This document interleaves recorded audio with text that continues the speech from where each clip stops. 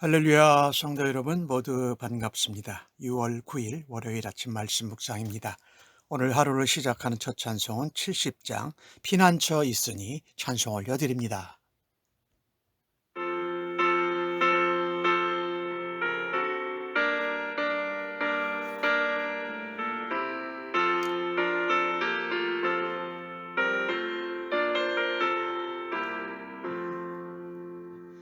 피난처 있으니 환난을 당한 자 이리 오라.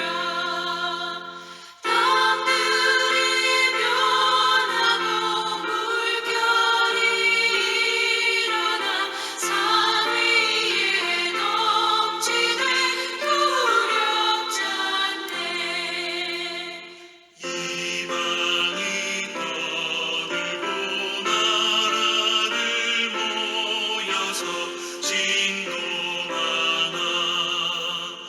우리 주 목소리 한 번만 바라며 천하의 모든 것 망하겠네.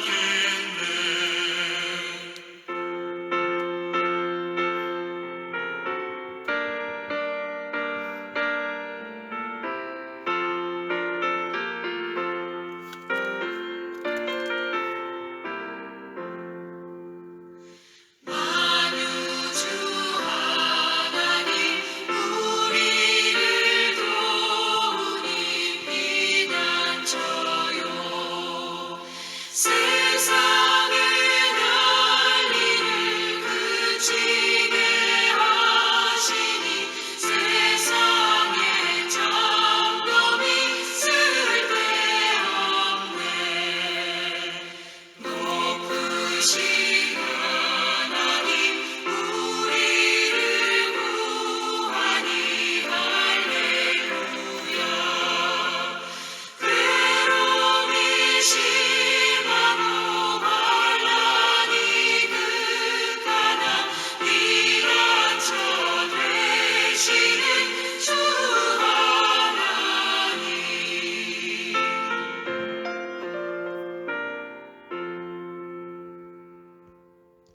아버지 하나님, 새로운 한 주간을 열어주시니 감사합니다.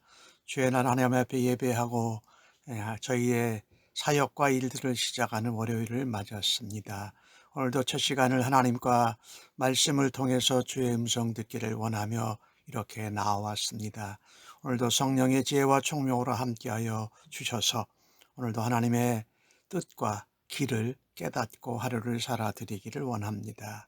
삶의 순간순간마다 여러 가지 위험과 우리가 부지간에 잘못하고 거짓말하고 주님 앞에 악한 일을 행한 가운데에도 피난처 대신 예수님께 돌아갈 수 있는 믿음과 은혜를 더하여 주시옵소서.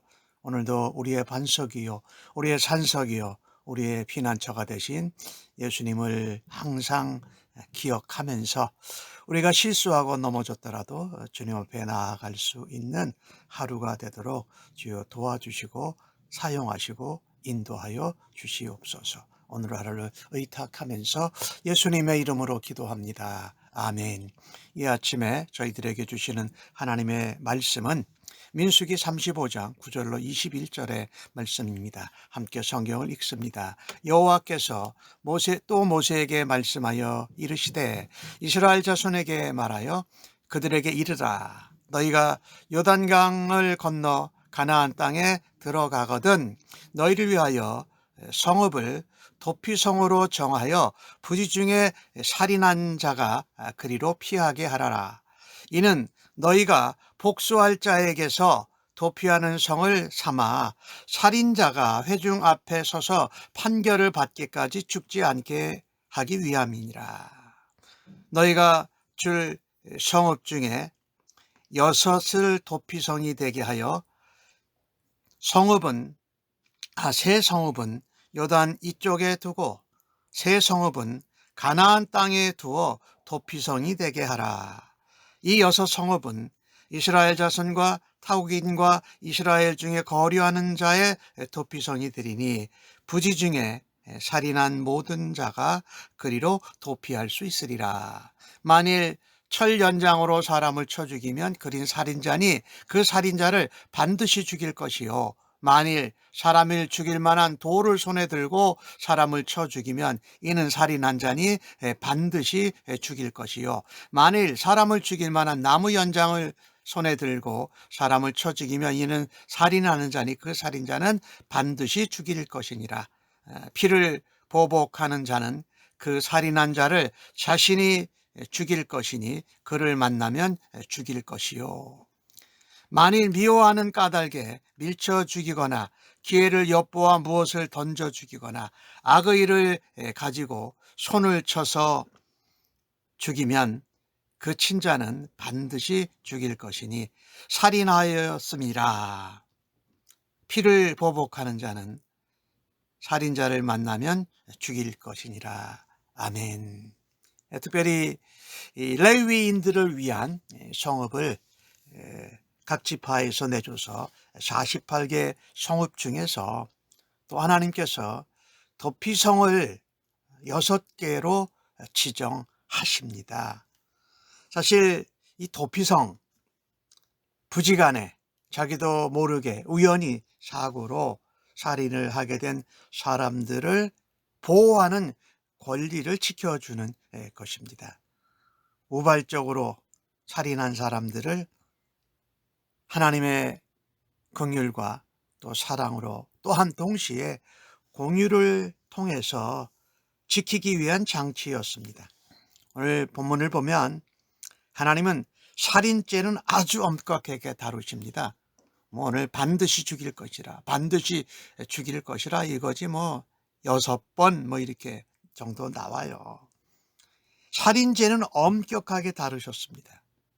그러나 우발적으로 의도성 없이 고의적으로 계획성이 없이 살인한 자는 다시 판결받을 수 있는 기회를 주신 것이지요. 유예기간을 주시며 또 살인을 당한 자의 가족들이 살인하지 못하도록 정당한 재판을 받을 때까지 보복을 못하도록 하신 것입니다. 그리고 또 다른 범죄가 생기는 것을 방지하시기 위하십니다. 그래서 우발적으로 의도 없이 계획성 없이 살인한 자를 보호하시려는 하나님의 긍휼과 동시에 배려, 자비, 또 하나님의 공의를 나타내고자 하심인 것입니다. 그래서 요단 서편의 3개, 요단 동편의 3개, 그래서 6개의 도피성을 고루고루 배치를 하셨습니다. 이는 그 우발적으로 살인을 행한 사람들이 도피가 용이하도록 위한 것이었어요. 근데 이것이 참 중요한 것이 15절에 보면은요, 이스라엘 자손, 타국인, 이스라엘에 거류하는 자의 도피성, 그러니까 이스라엘 자손만 되는 것이 아니라 모든 사람들에게 부지간에 살인한 자들에게는 누구든지 피할 수 있는 그 방편을 만들어 주신 것입니다. 물론 1차적으로는 이스라엘 백성들을 위한 것이지요. 그러나 그들과 함께하는 이방 사람들이지요. 또 이방인들이 와서 살기도 하지요.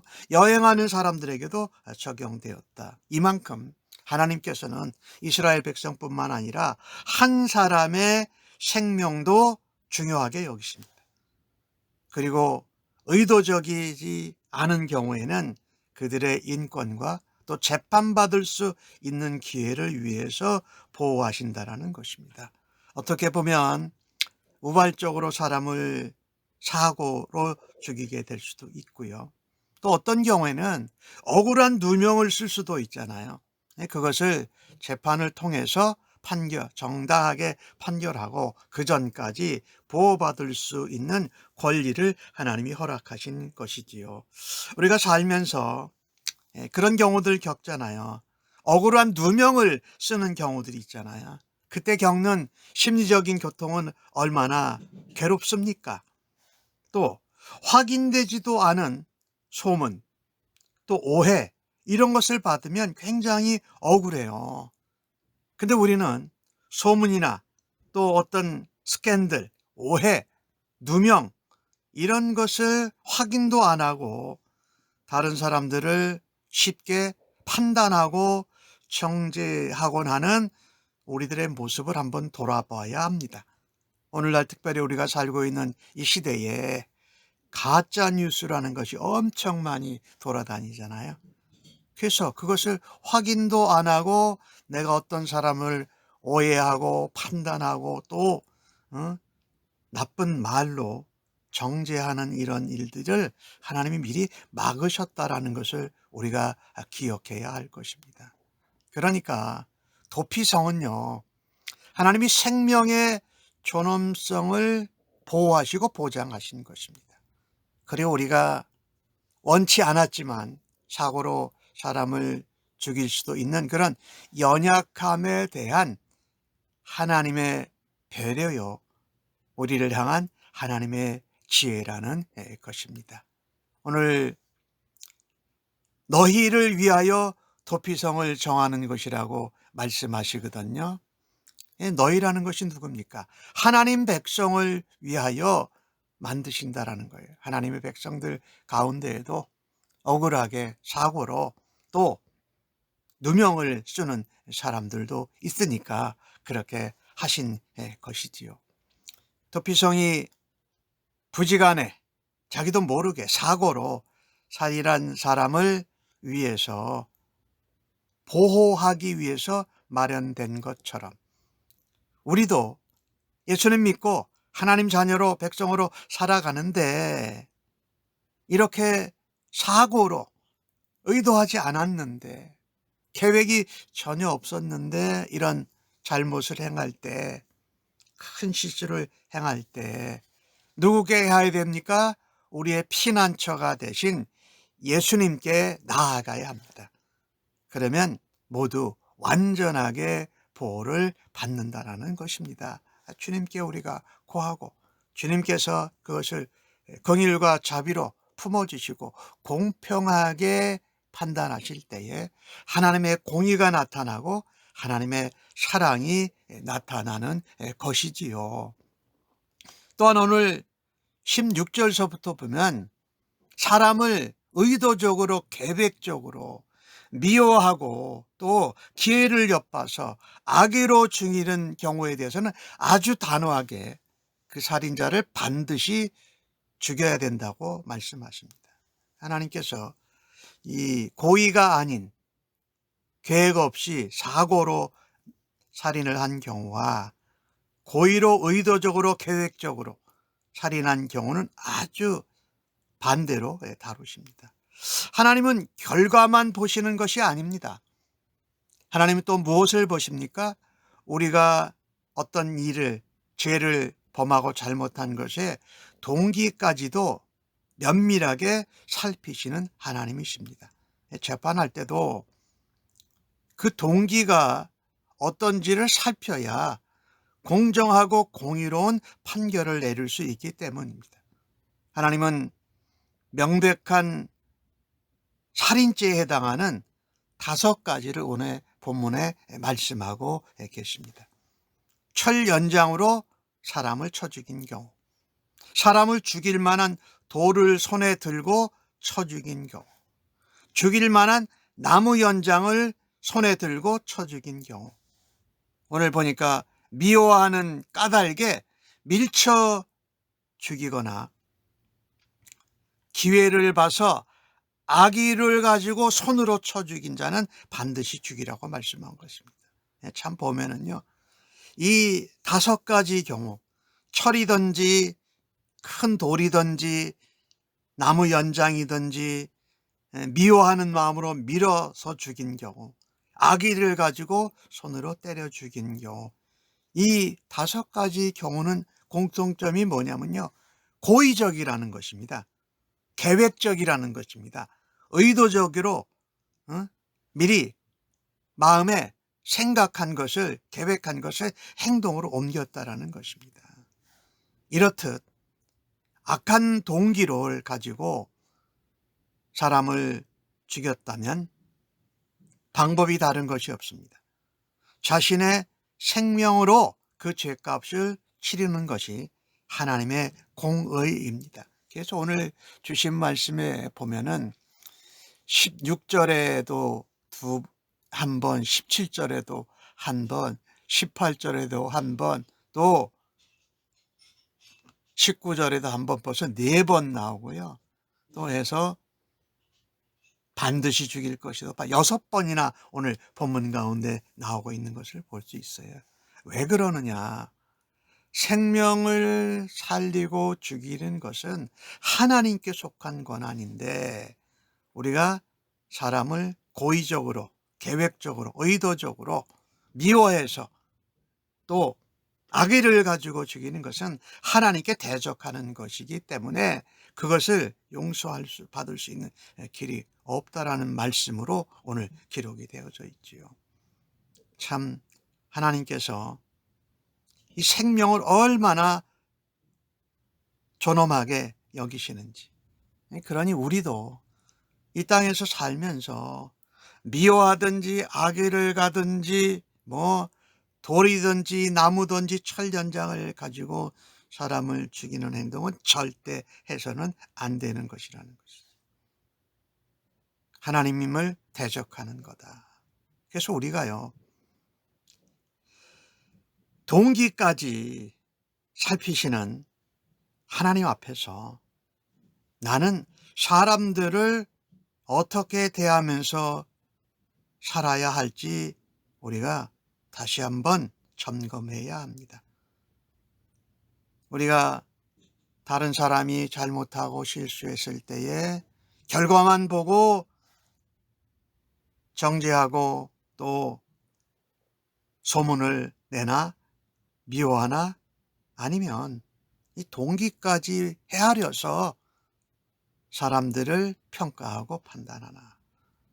그중에 우리가 가장 조심하여야 할 것이 결과만 보고 판단하고 정죄하는 것 참으로 잘못됐다라는 것이지요. 또 하나 우리가 생각해 보아야 할 것은 이런 것입니다. 내가 언어로 폭력을 해서 사람을 죽일 수도 있다라는 것이지. 또 감정의 폭력을 행해서 사람을 죽일 수도 있는 일들이 우리가 살고 있는 이 시대에 어른들에게도 있고 또 젊은 청년들에게도 있고 심지어 중고등학생들에게도 그런 일들이 벌어지는 뉴스를 우리가 일어나는 그런 사회 시대에 살고 있다라는 것입니다. 오늘 도피성 이야기를 하면서 이 도피성 제도는 하나님의 자비와 긍휼로 배려하는 것이고 또 하나님의 공의를 내릴 수 있도록 재판할 수 있도록 기회를 주시는 것이다. 그러나 계획적으로 의도적으로 고의적으로 행한 사람은 거기에 도피성에 갈 수 없다라고 말씀하고 있습니다. 오늘 주신 말씀을 통해서 우리가 어떤 죄를 범해도 우리를 자비와 긍휼로 품어주시고 죄인된 우리를 보호하시고 또 우리를 위하여 대신 십자가에 죽으신 예수님이 바로 우리의 신앙생활에 도피처, 피난처가 되심을 믿고 주님께 나아가서 회복과 또 주님의 완전한 보호를 받을 수 있는 저희들 되기를 간절히 바랍니다. 육체적으로 사람을 살인하는 것뿐만 아니라 언어폭력으로, 감정폭력으로, 따돌림으로 미워하고 또 악의를 가지고 행할 때 사람을 죽이는 것도 우리는 거기에서 멀어져야 하지 않겠습니까? 오늘도 생명을 소중하게 여기시는 하나님, 살리고 죽이시는 권한이 하나님께 있음을 믿고 우리가 하나님께 맡기고 원수 갚는 것이 내게 있다고 하신 주님의 말씀을 기억하고 주님 앞에 먼저 가지고 나가서 해결함을 받고 우리의 감정과 마음과 우리의 정신과 영을 하나님 앞에 회복되고 깨끗함을 받는 믿음의 지혜로 살아 드리십시다. 아멘. 기도하겠습니다. 하나님 아버지, 생명을 정말 소중하게 여기시는 아버지 감사합니다. 생명의 살고 죽음이 화와 복이 하나님께 있음을 오늘도 다시 한번 확인합니다. 저희들도 살인을 하지 않았을지라도 부지간에 하나님 앞에 알게 모르게 하나님 앞에 죄를 범한 것을 회개하오니 용서하여 주시옵소서. 죄를 범하고 숨는 것이 아니라 우리의 영원한 피난처여 도피성이 되신 주님께 나아가고 주님의 날개 아래, 주님의 십자가 아래 피할 수 있는 은혜와 믿음을 허락하여 주시니 감사합니다. 특별히 가까운 사람들과 또 주위에 있는 사람들과 가족에게 언어와 감정을 잘 다스리고 절제할 수 있는 은혜를 허락하여 주옵소서. 우리가 성령의 열매 중에 오래 참고 사랑하라고 말씀하신 것을 기억하면서 주님의 사랑으로 구원받은 저희가 사람을 살리는 일에 쓰임받도록 저희들에게 인내함과 긍휼과 주의 사랑과 하나님의 은혜가 오늘도 넘치게 하여 주시옵소서. 감사합니다. 예수님의 이름으로 기도합니다. 아멘.